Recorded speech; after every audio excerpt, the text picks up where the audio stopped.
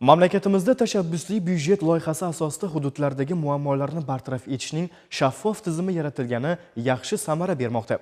Bunga ko'ra, ochiq byudjet portali orqali eng ko'p ovoz to'plagan loyihalar mahalliy byudjet tomonidan moliyalashtirilib, aniq maqsadlar sari yo'naltirilyapti.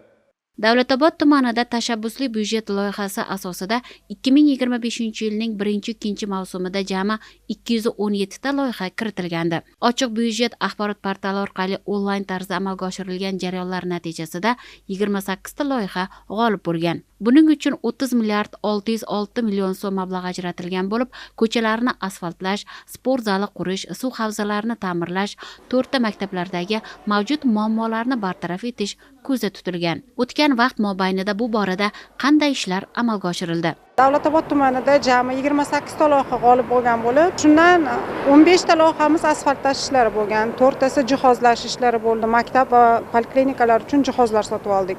4 ta maktabimizga darslarni yaxshi sifatli o'tkazish uchun elektron doska, mehnat darslari uchun kerak bo'lgan tikuv mashinalarini sotib oldik. Sport zallarini jihozlab berdik. 2025-yil 2-mavsumda Velotrek bazasida taekvondo zalimiz 1,5 milliard so'm evaziga bajarib ishga tushirildi.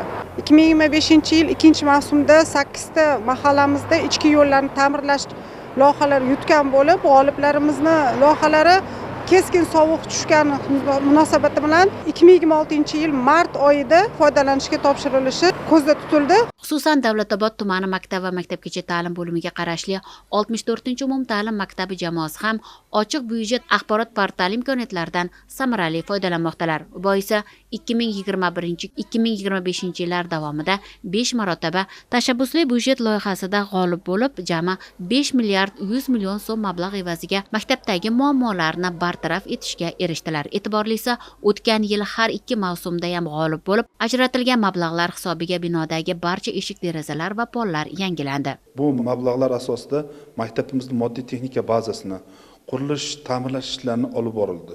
Buning uchun bizga ota-onalarimiz, maktab pedagog xodimlari qo'llab-quvvatlab yordam berishdi.